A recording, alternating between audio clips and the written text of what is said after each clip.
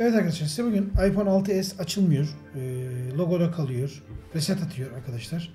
Bu arızayı nasıl çözeriz? Onu anlatacağım arkadaşlar. Bunun için bir programa ihtiyacımız var arkadaşlar. iTunes programı.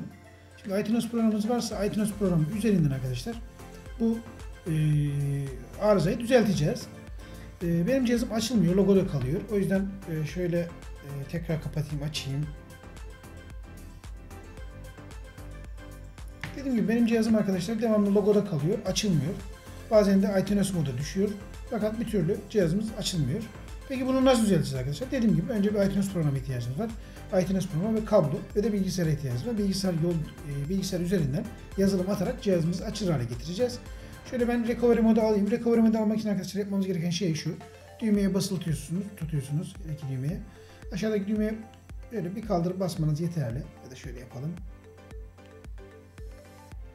Basılı tutuyorum aşağıdaki düğmeye. Home tuşuna basılı tutuyorum arkadaşlar. Recovery moda girdi. Şimdi cihazımıza yazılım atacağız. Yazılım atmak için de ya DFU modu ya da recovery modu ya da recovery modu olmak zorunda. Ya da bunların hiçbirini görmüyorsa arkadaşlar, taktığınız bilgisayarınız, cihazınız açılmıyor. Hiçbirini görmüyorsa ya kablonuzda sorun vardır ya telefonun giriş soketinde bir sıkıntı vardır. O yüzden burada yapmamız gereken şey şu. Cihazım 6s. Soketi bir temizlersiniz ya da kabloyu değiştirirsiniz arkadaşlar ya da bilgisayara bağlı olduğu portu değiştirirsiniz. Bu şekilde ancak düzeltebiliriz. Dediğim gibi açılmayan cihaz, recovery modda kalan, devamlı reset atan cihazlar arkadaşlar ya da taktığımız zaman sadece default modda olan cihazlar arkadaşlar yazılım atacağız. Yazılım atmak için de arkadaşlar dediğim gibi iTunes programına ihtiyacımız var. iTunes programımız varsa iTunes programımız yoksa benim videolarım arasında iTunes programı nasıl indirir, nasıl kurulur adlı videom var. Oradan da kurabilirsiniz. Oradan da bakıp kurabilirsiniz. Programımı çalıştırdım. iTunes programını çalıştırıyorum.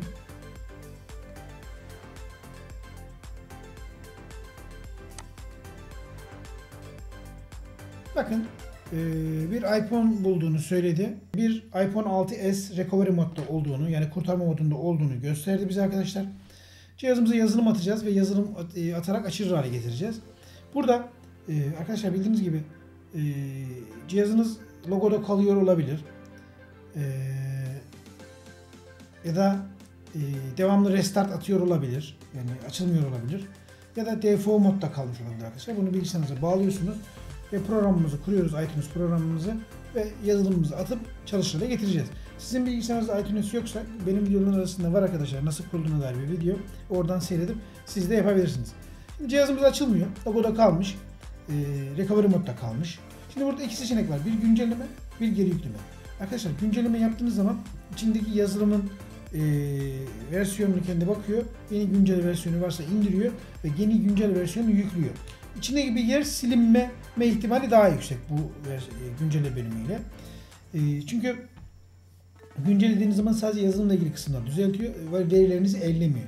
Ama bazen bu güncellediğiniz zaman özellikle logoda kalan ya da reset eden cihazlar bazen düzelmiyor. O yüzden geri yükle yapıp arkadaşlar, iPhone'a geri yükle yapıp tamamen fabrika ayarlarına dönmesini sağlayacağız. Şöyle geri yükle diye tıkladım. Geri yükle diyorum arkadaşlar. Burada yeni bir versiyon yazılım çıktığını söylüyor. Sonraki dedim. Kabul ediyorum. Yazılımımız bakın iniyor. Yazılımımız insin arkadaşlar. İndikten sonra devam edeceğiz. Bu arada ben geri kalan detayları anlatayım arkadaşlar. Recovery modu almak için cihazınızı açılmayan cihazlarda, özellikle de logoda kalan ya da restart atan cihazlar arkadaşlar, recovery modu alın. Recovery modda kalıyorsa bir sorun yok demektir. Yazılım atarak düzeleceğini düşünüyorum. Recovery modu almak için de arkadaşlar cihazımızı kapatıyoruz. Orta tuşa basılıyken cihazımızı açıyoruz. Bu şekilde recovery moda düşüyor. Default modu da arkadaşlar tamamen ikisini tutarak kapatıyoruz. Hem home tuşunu hem açma tuşunu ikisine basarak kapatıyoruz. Kapandıktan sonra elimizi kaldırmadan basmaya devam ediyoruz. Bu şekilde DFU moduna giriyor. Bu modlarla ilgili arkadaşlar nasıl girilir, nasıl çıkılırla ilgili videom var. Dediğim gibi onu da seyredebilirsiniz. Şimdi burada yazılımımız insin arkadaşlar. İndikten sonra devam edeceğiz.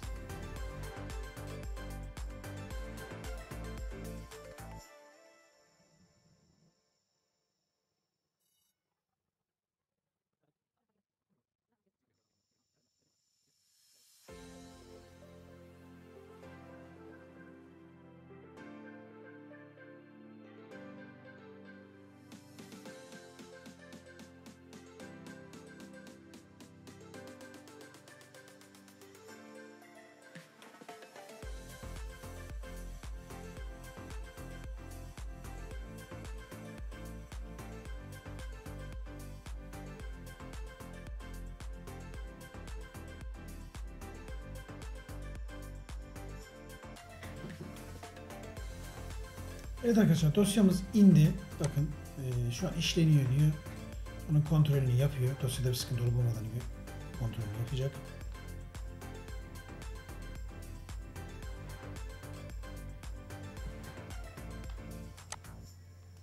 Bazen tekrar yapmanız gerekiyor arkadaşlar. iPhone geri yükle diyorsunuz. Güncele diyorsunuz. Evet. Evet arkadaşlar, bazen tekrar iPhone'a geri yükleye basmak gerekiyor. Çünkü uzun süre beklediği zaman indirme sırasında kapanıp açılmalar olduğu zaman iPhone bulunamadı diyor. Fakat şu an bizimki zaten açık ve bilgisayarımıza bağlı. Birkaç defa kapandı açıldı ama bağlantısı var. O yüzden indirdikten sonra iPhone bulunamadı uyarısı verirse de arkadaşlar tekrar deneyin. Tekrar iPhone geri yükle deyin. Bakın buradan tekrar yükle diyorum. Üst kısımda yazılım seçilip çıkartılıyor diyor. İndirilen yazılım arkadaşlar açıyor şu an.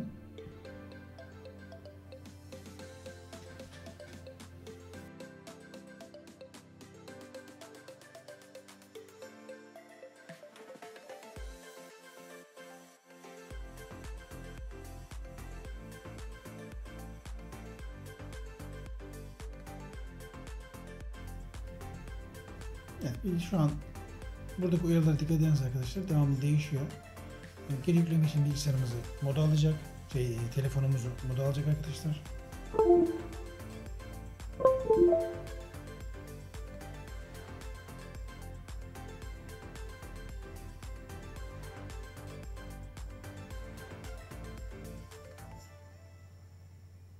Daha önce cihazımız arkadaşlar logoda kalıyordu, açılmıyordu. Recovery moda aldım. Bilgisayara bağladık. Bilgisayar üzerinden yazılımı indirdik. Şu an atıyor. Bakın alt tarafta çubuk çıktı. Çubuk sonuna kadar ilerleyecek arkadaşlar. İlerledikten sonra yazılım bitmiş olacak. Bakalım açılacak mı cihazımız. Buradaki şu üst kısımdaki arkadaşlar uyarıları bir göz atın. Devamlı değişiyor zaten onlar. Bakın şu an yazılım geri yükleniyor diyor.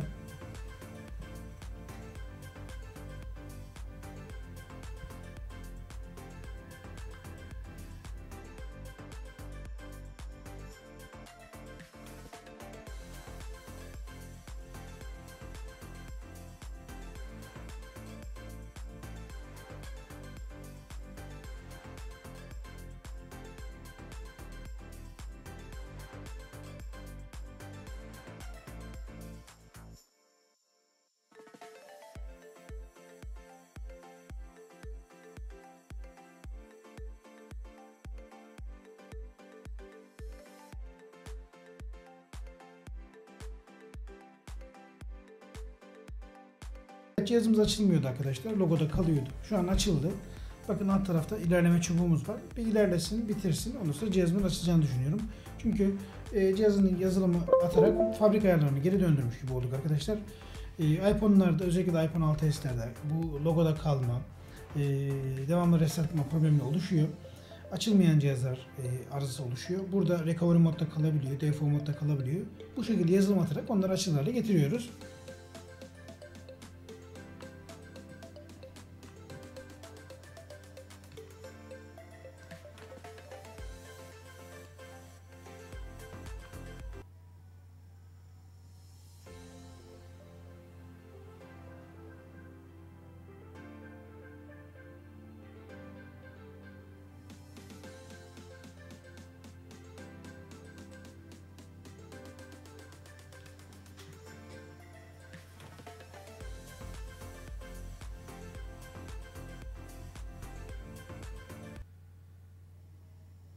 Cihazımızı iTunes programı gördü iPhone olarak.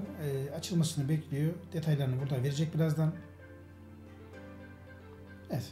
İçinde bir iCloud hesabı var. Buradan iCloud hesabımızı girerek arkadaşlar cihazımızı açılır hale getireceğiz. Cihazımız bir açılsın. Bir de kurulum ekranında gelsin. Gördüğünüz gibi açılmıyordu cihazımız. Logoda kalıyordu. Açılır hale geldi.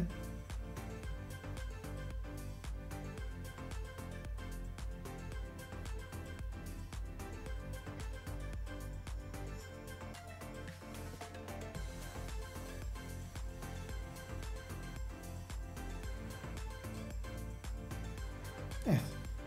Bakın cihazımız açıldı. Burada şuna bastım. Kurulum ekranımız geldi. Artık kurulumumuzu yapıp cihazımızı kullanır hale getiriyoruz. Bu kadar arkadaşlar. Basit bir işlem. Açılmayan iPhone 6s, 6 gibi cihazlarda arkadaşlar bu tarz yazılım yükleyerek cihazınızı açılır hale getirebilirsiniz.